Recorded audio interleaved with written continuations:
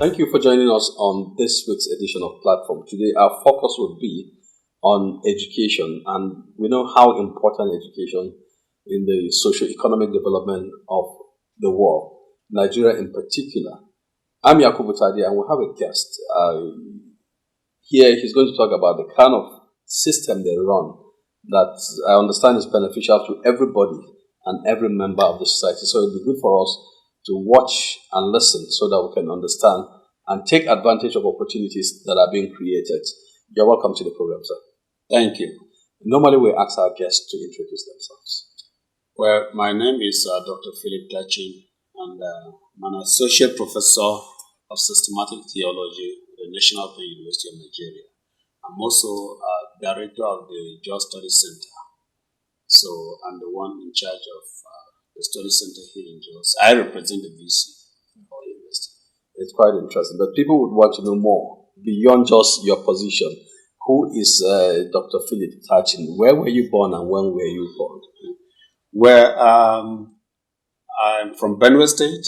Was born in Aguma local government, 1964, 57 years today, and grew up from there. Went to school. I also went to which school did you go? The primary, secondary. I went to LGA Primary School in Babaga. It's a village school, and from there proceeded to Government Secondary School at Gasha. So after the secondary school, I had a burning desire to serve the Lord, so I got enrolled in the pastoral school, the Reformed Theological Seminary at Timka in 1985, and graduated in 1989. I was ordained as pastor in former Gongola State in 1989, and I served there for some years. So after that, I started the church and I left. I also taught in some secondary schools in Benue State. Let me intervene, sir. Yes. This desire to serve the Lord, was it because you came from a Christian family, or you had seen other people in your community? Because I know most times parents would want their children to do something, perhaps join the military, join the police, or be a doctor or a lawyer. On the contrary, I had none of those circumstances around me at all. I didn't grow up in a Christian family. I grew up in a family that never worshipped God, basically, the traditional worship that our people have. And so it was when I was in the primary school that I got to hear about the gospel of Jesus Christ. We had an evangelist there. In those days, in the early 70s, we used to send our evangelists to some of these schools to teach Christian religious knowledge. And so it was during this time that I got to hear about Christ. In fact, in one of the preachings of the evangelist, he centered on the eternal judgment on the last day.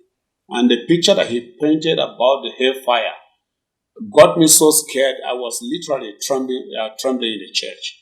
And so that was the beginning point of my conversion. I turned my life to Christ. And so, how did your parents take it? Well, my father was not happy with it. He actually opposed me from being a committed Christian in the church because he never went to church. My mother too never went to church. All of them never went to church. My mother became a Christian a few years, about 10 years ago. Although she's late, my father was late before my mother. I went on my own. In fact, it was like becoming a notorious boy for Christ. So with all the resistance, I still pushed on my way. And the fire just kept on growing in me, on and on and on. By the time that I went to secondary school, I was kind of like getting crazy for Christ. I took my decision that I will not go to a university, but I will serve the Lord. And so I went to the seminary, and from there I became a pastor, was ordained. So how did you go to? Did they withdraw support for you, or they kept supporting you as you? Well, when I went to the seminar, actually, this was a kind of a mystery. I never received support from my family or from my relations or anybody at all. God just created several other different ways. Sometimes I went walking on people's farms or fields to get money. And then there were some other few good Samaritans that, came across my way and gave support. So I kept my own struggles. In fact, even in the secondary school, to some extent, it was my father's mother, my grandmother, my father's mother, that actually laid the foundation of my education. I don't know where she got education. She never went to school. My father never went to school. All my parents were not educated. I never knew where this old woman got her own vision. But I think God worked in her. So she insisted I must go to school. So up to the point of secondary school, when she died, then I was in Form 3.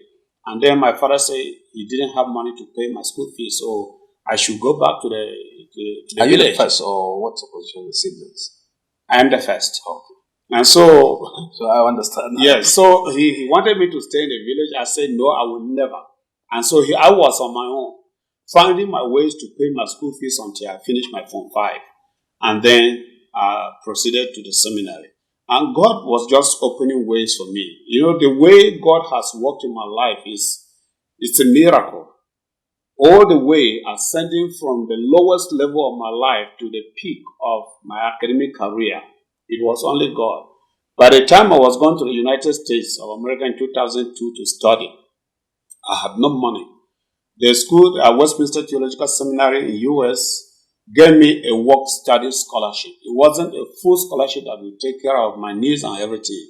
I had to be working and also studying, and which I did. And when I got to America, God had already planted people on my way I never knew. I got support from the white people that just heard about my story. And I was able to always come home twice every year. People be willing to buy tickets for me to come home and have time with my family and give me pocket money to do some other things. It was when I got to the PhD program that I had a full scholarship from the Langham Partnership in the UK. That's quite interesting. Oh, yes. Yes. And it's good to have faith, and it's good to believe. Thank you. Yes. What of your work experience? Well, apart from working in a church, I also taught in 2 secondary schools in Plateau State.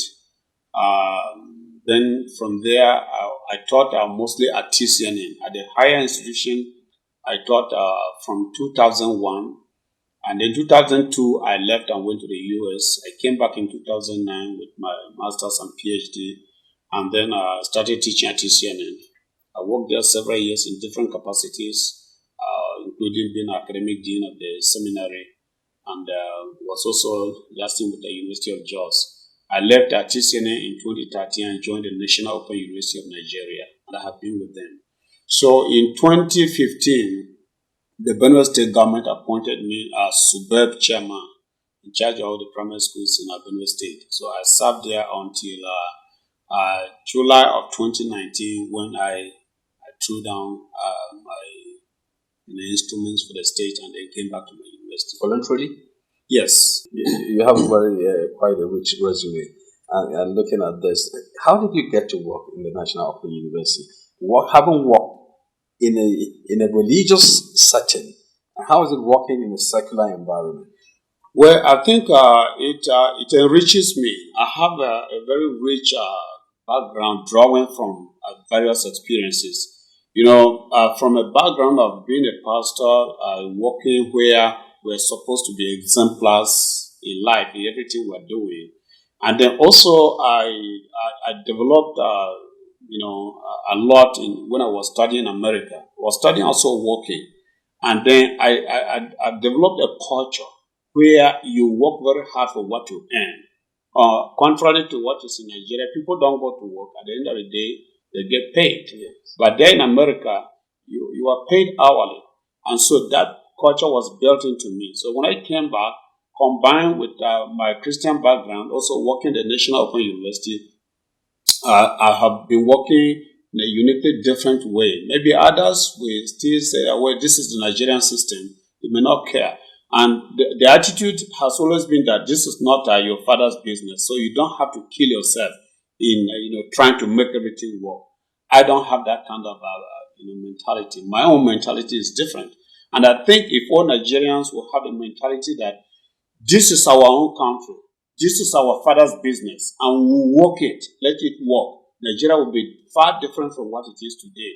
But you see, we have the tendency for just trying to draw from Nigeria instead of pulling into. Yes, and so we are rather breaking havoc on the country. And this spans the entire political landscape. And that's where we're having a lot of challenges in this country moving forward. But at my university, I am deeply committed. I come to work as early as possible, as early as 8 a.m. Sometimes 8:30, you see me in my office working. And I leave at the time and I have to close. So I'm always there. When I go to work, I don't leave the office. I'll be roaming about, except if I have course calls or have programs such as this. Otherwise, I'm always there on my seat to do my job.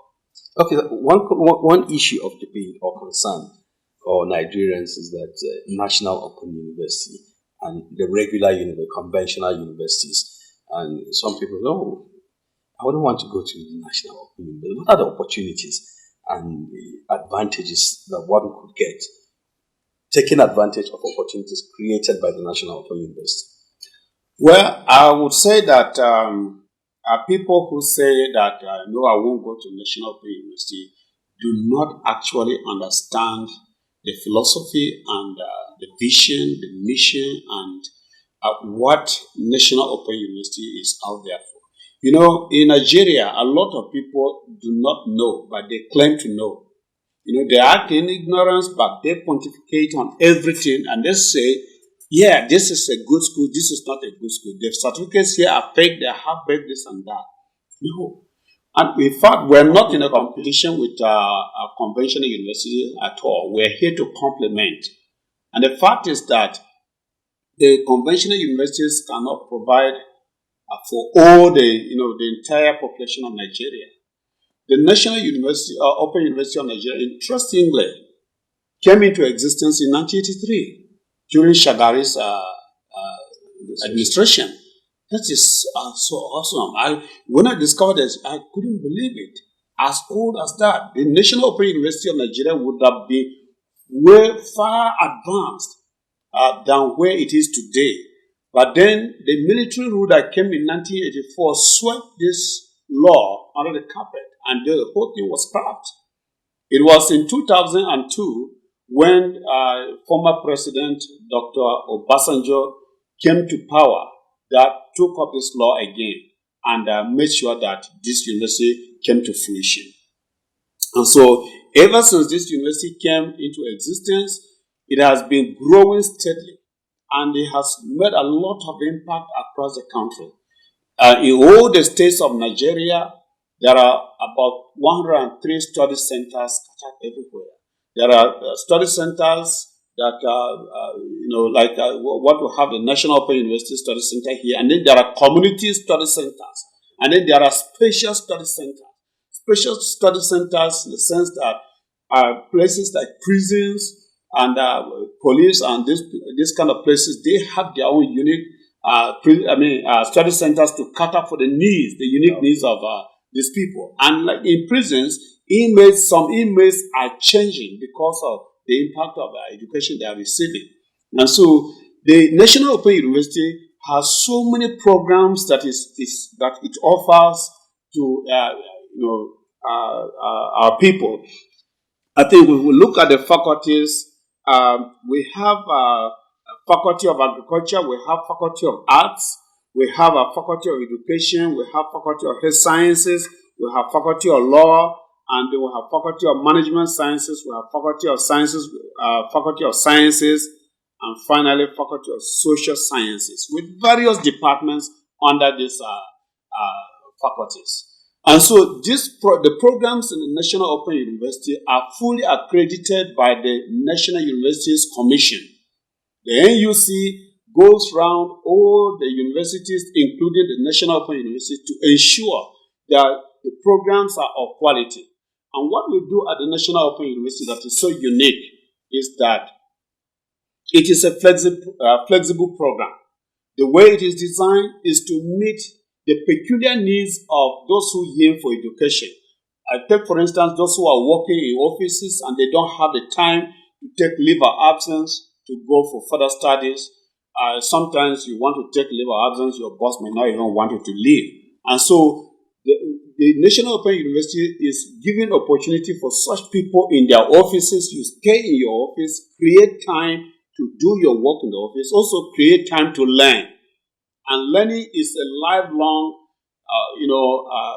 philosophy that we have developed. And so we believe that it has no barrier concerning age. It has no barrier concerning, the work or whatever you do. Wherever you are, you can take your learning. And that is what technology has availed us. The internet is here with us, and we have to take advantage of it to develop ourselves. We can use that wherever we are. In your house, you sit on your system and you can browse the whole world. You can see what is happening in America, what is happening in Asia, what is happening in Europe, and all over Africa. That is what. So we have created this so that we will help people to understand, to just develop a culture of learning yourself. We set the study materials there on our website that you can access. How relevant is the system now with the new normal we have with the coronavirus pandemic globally? How does this fit into the scheme of things? In fact, this is the best system that fits into the scheme of things at this particular time of the pandemic. In fact, when the pandemic came last year, our university, as an online university, you can isolate yourself from people, but our university doesn't make the isolation to be something that will affect your learning. It meets you at that point. And we have two patterns of learning that is called synchronous and asynchronous. Synchronous in the sense that when we are online with our students, all our students are hooked up together. We're interacting with them on Zoom. Of course, you see that Zoom is everywhere now, all over the world. People who cannot go to some places and they gather together. Exactly, they're holding virtual meetings. Our president and our Federal Executive Council, they have been doing this on Zoom or that virtual meeting all the time. And so we do this for our students. We also develop our videos, lecture videos that we upload on our website, and our students access them. And we also send some questions online. We send some questions, some chats. We develop chats page. We develop so many platforms where our students can access everything. And so it is a safe mode for a time like this, because you can stay away from people and yet continue to learn and acquire education. What are the exams? Exactly the same way. Because we, during that pandemic time, we developed what is called the virtual exams, and it was kind of like an on-demand exam. A student say, okay, I want to write this exam. They will send the exams to the student. You will sit in your house, or you sit somewhere. Some who don't have computers will come to our study center and sit there, but isolated from one another, so that you sit there and write your own exams and then you leave. So the exams too, we conduct them virtually. Tell us about the Just Study Center. How equipped or how ready is it? And what is the demand for admission by people around Plateau State? Do you have the capacity as just one center, or you need to expand the centers? Well, the Just Study Center at the moment has the full capacity to admit as many students as possible. At this particular point, we have a student population that is 4,000. We are working hard to increase the student population, because this is not. I don't know universities talk about carrying capacity. No, Is it limited? Is it applied in this case with Open University? no, we don't have such a limit imposed on us, because we're not dealing with a classroom situation whereby you say, oh, this 50 students in one class or 100 students, some sitting at the windows or somewhere. No, that's not how we operate. That's why we have thousands of students and we reach them online. During exams, they come at different intervals. We have the timetable that give time to different faculties or students to write their own exams. So we can have as much as 10,000 students in JOS study center and we'll still be moving on fine. We have enough staff population, staff up to 76, that will meet the needs of the students. In fact, those who have not joined National Open University in JOS are probably those who do not understand what is happening there. So an open distance learning institution has no limit for a particular number of our students, because we operate online. The courses are the course materials are already online. It's not as if we are going to sit and start developing lecture materials and sending them. They are already uploaded there. So all the courses that have been accredited, NUC ensures that they go through the course materials, they look at them, that they are of quality, and then they are up there. So it is up to you. Access the application online and get admission online. We don't sell forms. The forms are there online. You just sit and or access them. Once you get admission, you meet the requirements. You have all the entry requirements like any other conventional university. The admission letter automatically generates there for you. You print it out, you bring it for registration and other processes, and we do all these things for you. So it is just a wonderful opportunity for people to come there. Okay, well, you talk about the expansion and more people wanting to come. At the PhD level, are there many people? And the other day I heard you said you've a high-profile personality you have supervised in thesis. How easy is it to deal with this kind of people? Well, in my own experience, when I was supervising the former president, Olusegun Obasanjo, he was the only PhD student in Christian theology. There are other faculties that also have PhD programs. I don't know what happens in those places, but usually PhD program students are not as many as undergraduates. And so my time with him was a very fruitful time, because he also read his own materials himself. I went there to deliver lectures. I prepared lecture notes with my counterpart from the University of Ibadan, professor from the University of Ibadan, that always came with materials to deliver lectures to him. And he also read his own materials because he was always very interactive. At that level, it's not just lecturing to someone, it's an interactive session.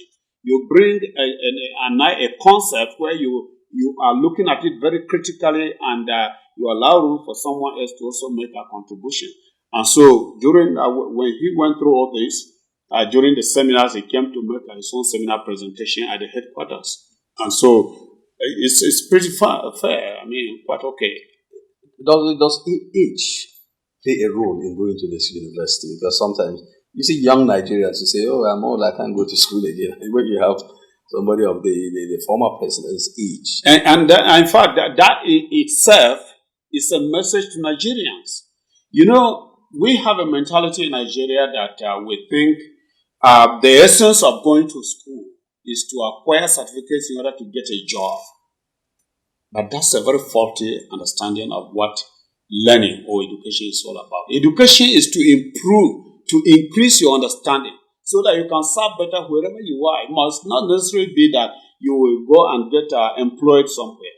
When I was studying in America, I went to America in 2002, and during my master's program, one elderly person in his 70s, I think he was about 70, he was always in the class with us. We were doing masters. And for me, I went there to acquire higher certificates so that I'll come back and fit into the educational system, the working system. Now, he was always there in the class. So one day, I was always curious, coming from my own mentality. I asked him, after a class, the lectures, I asked him, hey, Bill, what are you doing in our class? Why are you studying? And he made me look very stupid. He asked me, what kind of a stupid question is that? And I said, well, sorry, sir. In my own, from my own background, I thought that you should be aware. I'm studying here to get a higher certificate so that I'll go back and fit into my working system. So, and he said, where are you from? I said, from Nigeria. I said, okay, now I understand why you people are not making any progress at all. That was a slap in my face. But he was damn right. And that changed my mentality. Because we think that, oh, I am young, let me go to school. Okay, I am too old to learn. And then we just give up. That is not about learning. Learning is lifelong. As long as you are alive and you are healthy, you should be learning. It's not because you must take a certificate to go and work somewhere. And that's what the former president, that's the kind of message that he also wants to send across to Nigerians.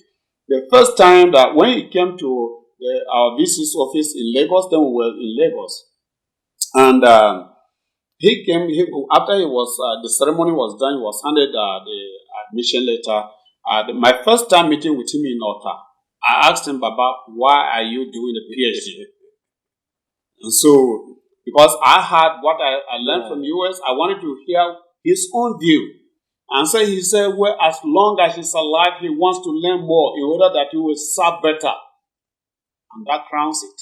That's very interesting. Well, before we wrap up, definitely we have to continue the conversation. What would be a message to Plateau people as regards the opportunities of being offered by the National Open University of Nigeria? Well, the Plateau people are wonderful people. You know, I have lived in Plateau for so many years. They are very industrious. Very, very, they have intellectual talents, gifts, naturally given to them by God. And they are also highly committed. Now, I want to push this further in them. I want them to take this as a challenge.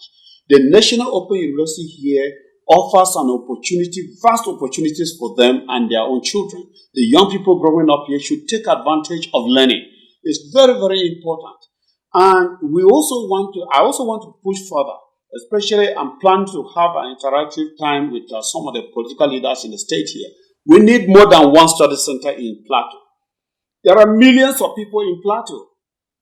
Just that study center alone cannot feed these people. We need additional study centers to be established in some places. This will not only give opportunities for learning to young people, it will also create jobs, federal jobs for our young people, wherever these study centers are established. So it is something that is very important. I think the Plateau people should just rise up and take advantage of this and increase this. Pursue the way Kano State has done. Kano now has 16 study centers. They originally had 3. Now 13 were just created last year. Last year alone, 13 study centers. It was the political leaders in the state that invested their money. They have provided jobs. Well, I'm sure we'll have to create other platforms for you, perhaps on our radio station, to come and talk more to Plateau people. Thank you. It's been quite interesting speaking with you, Dr. Philip Tachin, Director, National Open University, Plateau State. Thank you very much for your time. Thank you. Viewers, that's the much we can take. The opportunities are there. You check online for their site and also go to the office here in Jos and you get the information you desire. There is no end to knowledge. When you stop learning, that's where you are dead. But as long as you are alive, you need to learn one thing or the other.